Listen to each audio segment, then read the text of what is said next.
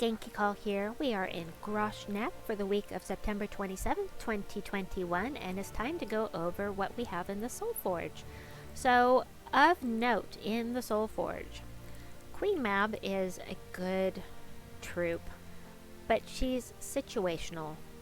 She freezes a random enemy on 4+ gem matches, which is fantastic, gets extra magic and does extra damage every time an ally casts a spell, which is very nice. Mana burn all enemy, and if there are 13 or more blue gems, gain an extra turn. Super nice, because often with the team that you're going to come up with for Queen Mab, you're going to have lots of blue on the board.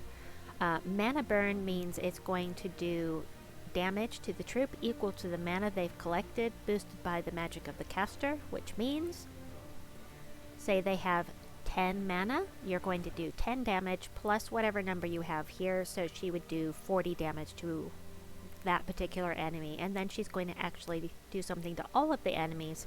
But there are a lot of troops now that are immune to mana burn, so keep that in mind. I do like this troop a lot, just situational for her. Goggin good, Orion, never used them. Captain Mccall, if you have the rest of the meta team of Rope Dart, Captain Mccall, Mother of Darkness, and the Night Spider, this is an excellent team. The nice thing about Captain Mccall, and the reason he's used on the team, is because all rogue allies start with 50% mana. Also, Captain Mccall can be a lot of fun if you're fighting somebody with Tidecaller class, because if they're submerged, he kills them immediately.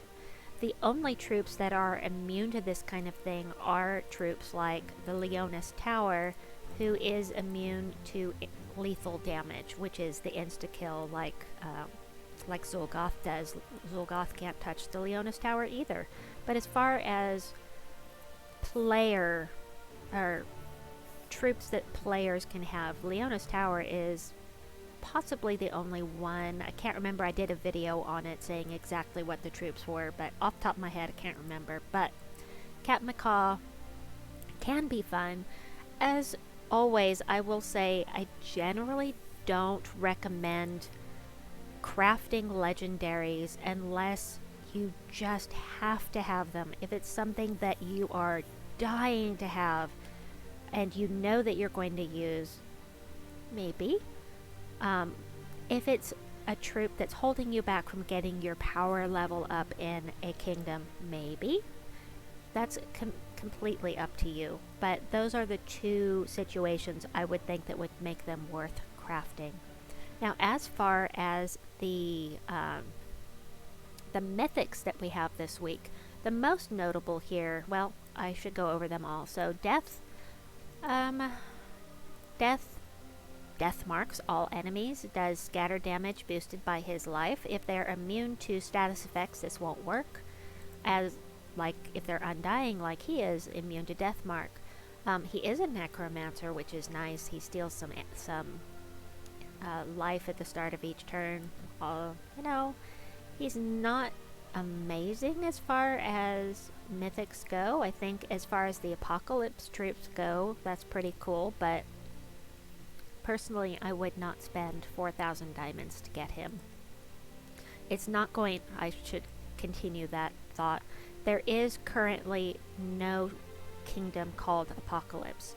This is where the Apocalypse troops live, but there isn't actually a kingdom, so getting this troop, fully trading it, and leveling it is not going to help any of your kingdoms. So that's something to think about as well. Zathenos is always here. Worldbreaker is one of the notables this week. He is great at mana generation. He explodes 18 gems on the board, period.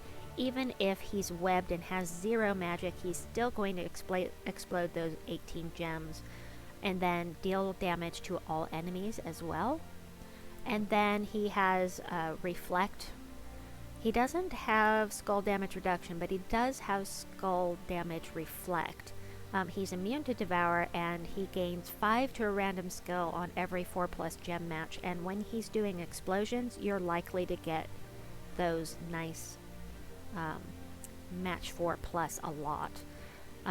Zul'Goth is always here. Queen of Sin is really cool design, but she does true damage to the first 2 enemies. She summons Wrath or Lust, then blesses all demon allies.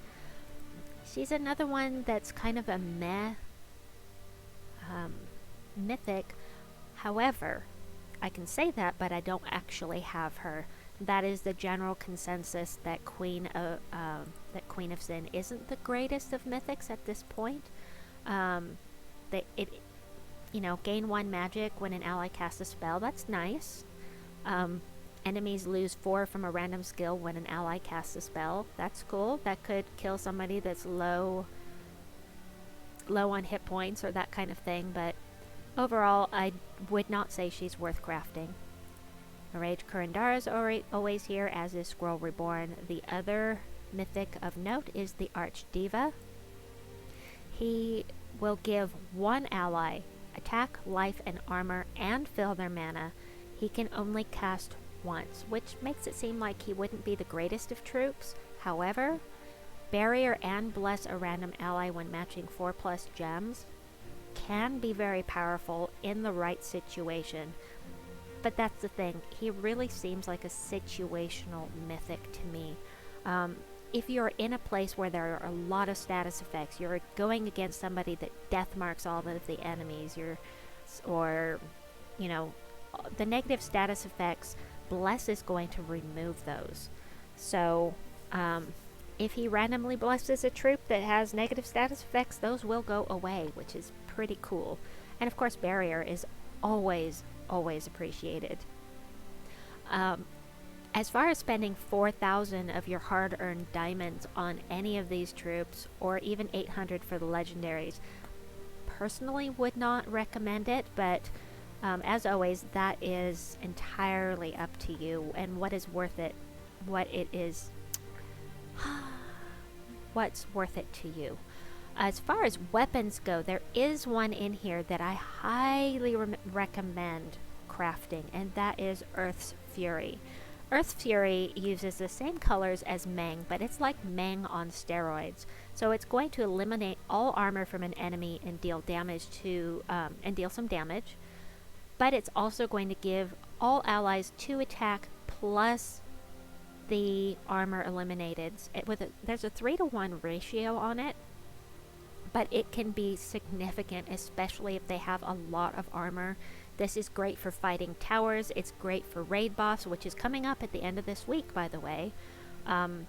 It's great in events, anything you're fighting that's really high level, even going into high level delves. This is a great weapon to have, especially if you are using a troop whose attack really matters, such as High King Irongut, who every point of attack he has is going to be 1 more percentage chance of devouring, or Tian Yi, whose attack, if your attack, his attack is higher than the enemy, then he does double damage, that kind of thing. So this will raise the attack on the entire team and strip the armor of the enemy. So highly recommend this one. If you've got the 300 diamonds, I would recommend, and the rest of these resources, of course, I would recommend crafting this. Keep in mind that the week after next, we are going to Bright Forest, and the Trickster's Shot will also be available during the Bright Forest week. They're both great weapons. They use different colors. They work a little differently. They're both excellent weapons that I will recommend. But if you can only choose one or another, that's up to you. Take a look at what the Trickster's Shot does. You can look it up in the weapons tab and under unowned and check that out. As far as the other things we have here, I haven't looked at them. The Spiked Mace, apparently I crafted this at some point. Deal damage to an enemy boosted by Groshnak allies, then create a mix of 6 red and brown gems for each Groshnak ally, which is pretty cool because most of them use red and or brown, and there's a ×6 boost ratio, so I'm glad that I have it. I don't have to worry about crafting it, which is great. Then we've got the Lockstone, one of those 75 diamond ones. gain a barrier, deal damage to an enemy, and silence them. This could be really helpful if you're lower level, I think. But yeah, you know, there's lots of things that can barrier you and silence things, and it's an option. And for if you really need a weapon for Groshnak to get your power level up, this could be a good choice because it's only 75 diamonds. I am not going to craft it. I have plenty of weapons from there for the moment, and I really need to save my diamonds because I keep spending them. Yeah. Mace of Groshnak. This is another one of those 75 gem ones that's going to, let me guess, remove gems with no effect. Yep. Remove all red gems with no effect. Deal 40 damage to an enemy. Sorry, 40 is my total. Do damage to an enemy boosted by gems removed. So there's a boost, but other than that, you don't gain any of that mana. And if the enemy is from Groshnak, deal double damage. Again, it's one of those cheap weapons for Groshnak if you need it. It's there for 75 gems, not something I'm interested in personally. String of Teeth. Enrage an ally and give attack to them boosted by orc allies with a 1-to-1 ratio. That means if you have 4 orcs with you, it's only going to give an extra 4 attacks. So that would be, for me, instead of 16, it would be 20 if I was using the class for the orcs. So again, not that interesting to me. I'd rather use Earth's Fury. That would give me more than 16 attack and attack for my whole team. So definitely not interested in that one personally. Bone Scraper. Deal damage to an enemy boosted by orc allies, then create a mix of green and red gems. I guess there are some that use green. But again, I think the other one that I already crafted will be more useful as far as the colors go. And of course, it's going to use different colors here. So this is blue and brown as far as mana goes. And this one down here is green and blue. Alright, next up we have the Doomed Codex. I would love to have this weapon because the Codex, the books, have been so aggravating in Guild Wars lately. They have been highly effective in Guild Wars. However, I've been way too free with my diamonds lately, and I don't have any of the brown Forge Scrolls that are needed to upgrade it. I have one brown Forge Scroll. We're only going into the Tower of Doom where you can get the Forge Scrolls every, 12 weeks, I think it is. And the next Tower of Doom we're doing is going to be blue and not brown. So unfortunately, I'm going to give this one a pass. But if you have the brown Forge Scrolls or you've got the extra diamonds and you want it for Guild Wars, that's the place that's going to be most useful to you. Otherwise, these books are pretty much not as useful unless you're in Guild Wars. So something to keep in mind if you want it for those purposes. The rest of these things are always here. So that is it for my Soulforge video for this week. I hope that it has been helpful to you. Please like and subscribe, and we'll see you soon. Bye bye.